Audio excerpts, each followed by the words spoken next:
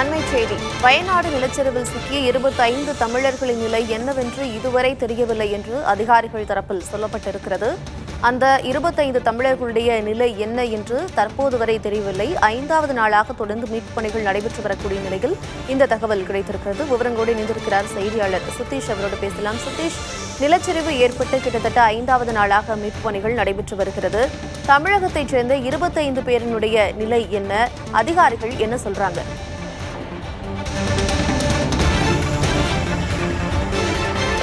கார்த்திகா, அதாவது இந்த நிலச்சரிவு விபத்தில் நூற்றுக்கணக்கானோர் இறந்திருக்கிறார்கள். தற்போது வரைக்கும் 300 பேர் உடைய உடல்கள் எடுக்கப்பட்டு பிரேத பரிசோதனை தொடர்ச்சியாக செய்யப்பட்டு வருகிறது. இதற்கிடையே சூரமலை, முண்டக்கை, அட்டமலை உள்ளிட்ட பகுதிகளில் தமிழர்களும் அங்கு வசித்து வந்திருக்கிறார்கள். அதை பூர்வீக தமிழகத்தை பூர்வீகமாக கொண்டு இங்கே வசித்து வரக்கூடிய தமிழர்கள் மற்றும் அங்கே தமிழகத்தில் தற்போது வசிக்கக்கூடிய தமிழர்களும் இங்கு வந்திருக்கிறார்கள். அவர்களும் இந்த விபத்தில் சிக்கி உயிரிழந்திருக்கிறார்கள். இந்த அடிப்படையில்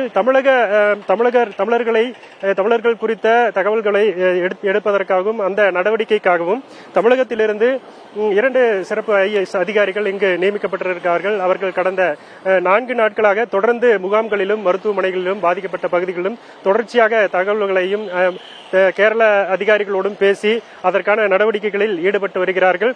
குறிப்பாக சமீரன் IAS மற்றும் ஜானி டாம் வர்கீஸ் IAS 2 IAS அதிகாரிகள் தொடர்ச்சியாக ஒவ்வொரு முகாம்களுக்கும் அவர்கள் செல்கிறார்கள். அந்த தகவல்களை கேட்கிறார்கள், அந்த மக்களிடத்தில் பேசுகிறார்கள். நேரடியாக நம்ம அந்த காட்சிகளை பார்க்க முடிந்தது. அதிகாரிகளிடத்தில் தற்போது இங்கு அனைத்து நடவடிக்கைகளும் தீவிரப்படுத்தப்பட்டிருப்பதால் அதிகாரிகளிடம் போதிய தகவல் இல்லை. அதனால் நேரடியாக 2 IAS அதிகாரிகளும் களத்திற்கே சென்று முகாம்களுக்கு சென்று ஒவ்வொரு இடமும் பேசி தமிழர்கள் எங்கு இருக்கிறார்கள், எத்தனை பேர் வசித்தார்கள் என்ற விவரங்களை சேகரித்திருக்கிறார்கள். அதன் அடிப்படையில் புதிய தலைமுறைக்கு பிரத்யேகமாக இந்த தகவல் கிடைத்திருக்கிறது. தற்போது வரைக்கும் இந்த நிலச்சரிவு வெள்ளத்தில் அடித்துச் செல்லப்பட்டு காணாமல் போனவர்கள் பட்டியல் தமிழகத்தை பூர்வீகமாக கொண்டு இங்கு வசிப்பவர்கள் 22 பேர் தற்போது வரைக்கும் காணவில்லை. தமிழகத்தை சேர்ந்தவர்கள், தமிழகத்தில் தற்போது வசித்து வருவர்கள் 3 பேர் என மொத்தமாக 25 தமிழர்கள் மிஸ்ஸிங் அந்த லிஸ்டில் இருக்கிறார்கள். அவர்கள் தற்போது அவர்களுடைய நிலை என்னவென்று தற்போது தெரியவில்லை. அது குறித்த விவரங்களை தேடி அதற்கான நடவடிக்கைகளில் IAS அதிகாரிகள் தற்போது ஈடுபட்டிருக்கிறார்கள். அதே போல தற்போது வரைக்கும் அடையாளம் காணப்பட்டு 3 உடல்கள், தமிழர்களுடைய உடல்கள் அவர்களுடைய உறவினர்கள் இடத்தில் கொடுக்கப்பட்டிருக்கிறது. அவர்களுடைய இறுதிச் சடங்கும் நிறைவடைந்திருக்கிறது. அதே போல இறந்தவர்கள் பட்டியல் அடையாளம் தெரியாத இறந்தவர்கள் பட்டியலில் தமிழர்களைச் சேர்ந்தவர்கள் 21 பேர் தமிழகத்தை பூர்வீகமாக கொண்டு இங்கு வயநாட்டில் வசிப்பவர்கள் 21 பேர் இருக்கிறார்கள். தற்போது தமிழகத்தில் வசிப்பவர்கள் 3 பேர் என 24 பேர் இறந்தவர்கள் பட்டியலில் இருக்கிறார்கள். அதே போல பாதுகாப்பாக மீட்கப்பட்டு முகாம்களில் தற்போது இருப்பவர்கள் தமிழகத்தை பூர்வீகமாக கொண்ட தமிழர்கள் இங்கு இருக்கக்கூடிய வயநாட்டில் வசிப்பவர்கள் 129 பேரும் தமிழகத்தில் தற்போது வசிப்பவர் ஒருவர் என 130 பேர் தற்போது முகாம்களில் தற்போது இருக்கிறார்கள். தற்போது வரைக்கும் இந்த பட்டியல் உத்தேசமாக கிடைத்திருப்பதாக தொடர்ந்து பேசலாம். தற்பொழுது தமிழகத்திலிருந்து சென்ற IAS அதிகாரி சமீரன் நம்மோடு இணைப்பில் இருக்கிற அவரோடு பேசலாம். சார் வணக்கம். கிட்டத்தட்ட நிலச்சரிவுல 25 தமிழர்களுடைய நிலை என்ன அப்படிங்கிறது தெரியல. 22 பேர் அங்க குடிபெயர்ந்தவர்கள் மற்றும் 3 பேர் இங்கிருந்து அங்க சென்றவர்கள். அவர்களை குறித்து தெரிவதற்காக நீங்க என்னென்ன நடவடிக்கைகள்ல ஈடுபட்டிருக்கிறீங்க?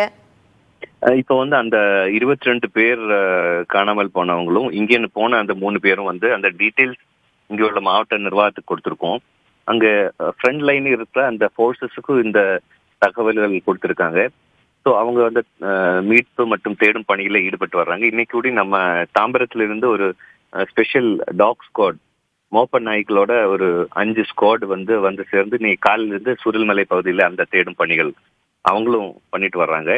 ஸோ தகவல் கிடைக்க அதை அப்டேட் பண்ணிடுவோம். இப்போ அந்த 22 தமிழர்களும் எங்க வாழ்ந்தாங்க அப்படிங்கறத தெரிஞ்சுக்க முடியுமா? அவங்க பக்கத்துல இருந்த கேரள மாநிலத்தை சேர்ந்தவர்கள் முகாம்கள்ல இருக்கிறாங்களா? அவங்க கிட்ட விசாரிச்சிருக்கீங்களா? இல்ல, அவங்களோட விசாரிச்சுதான் கொஞ்சம் டீட்டெயில்ஸ் கலெக்ட் பண்ணிருக்கு. அந்த பாடி பகுதியில, மேற்பாடி, அதே போல முண்டக்கை பகுதியில சார்ந்தவங்க இவங்க எல்லாரும். இது மட்டும் இல்லாம இன்னும் யார் யாரெல்லாம் அங்க காணா போயிருக்காங்க, இந்த லிஸ்ட் அப்படிங்கிறது வந்து உறுதிப்படுத்தப்பட்ட தகவல் தானா? இது உறுதிப்படுத்துறதுக்கு வேற என்னென்ன நடவடிக்கைகள் எடுத்திருக்கிறீங்க? இது வந்து நம்ம இங்க வயநாடு மாவட்ட நிர்வாகம் கம்பைல் பண்ண லிஸ்ட்ல இருந்து நம்ம கிராஸ் செக் பண்ணி கண்டுபிடிச்ச லிஸ்ட் தான். ஸோ அந்த முண்டக்கை, மேப்பாடி, சூழல்மலை, அட்டமலை போன்ற பகுதிகளில் இருக்கிற குடும்பங்கள் இவங்க எல்லாம் இங்க வந்து ஒரு 2 தலைமுறைகளாக இங்க பணிக்காக வந்து இங்கே குடிபெயர்ந்தவங்க. இது இல்லாம இந்த 3 பேர் வந்து ஜோஸ் பிரகாஷ் சொல்லி திருநெல்வேலி பகுதியில் வந்த ஒரு நபர், அவந்திகா என்ற ஒரு பெண்மணி, அதே போல ஜெயக்குமார். இந்த 3 பேர் தான் நம்ம தமிழகத்திலிருந்து சமீபத்துல வேலைக்காக இங்க வந்து காணாமல் போயிருக்கேன்னு உள்ள தகவல் இருக்கிறவங்க.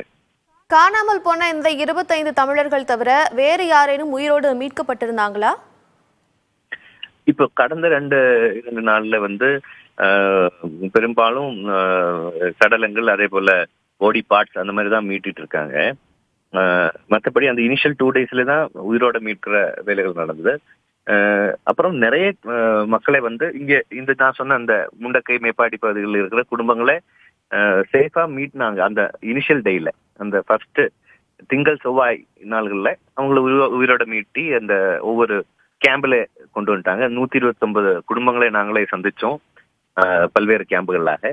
அவங்களுக்கும் ஆறுதல் சொன்னோம். இப்ப நேற்று கூடி முதலமைச்சர் அவர்கள் எங்களோட வீடியோ கான்ஃபரன்ஸ்ல வந்து அறிவுரைகள் வழங்கினாங்க.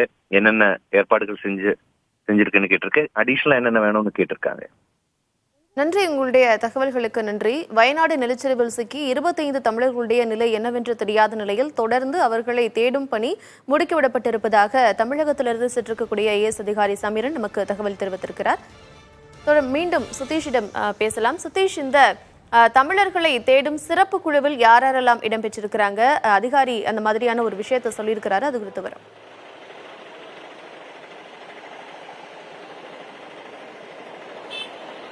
கார்த்திகா, அதாவது இப்ப தற்போது முகாம்களில் வைக்கப்பட்டிருக்கக்கூடிய தமிழர்களிடம் அந்த தகவல்களை விசாரித்து எந்தெந்த பகுதியில் தமிழர்கள் வசித்தார்கள், எந்தெந்த பகுதியில் அவர்களுடைய வீடுகள் இருந்தது, பூர்வீகமாக அவர்கள் எத்தனை ஆண்டுகளாக இங்கே இருக்கிறார்கள் போன்ற பல்வேறு விவரங்கள் அதிகாரிகள் தரப்பில் சேகரிக்கப்பட்டு வருகிறது.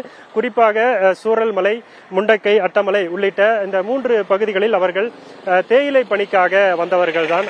அங்கு பூர்வீகமாக இந்த 2 தலைமுறைகளாக இங்கேயே வசித்து வருகிறார்கள், அந்த பணிகளை செய்து கொண்டு.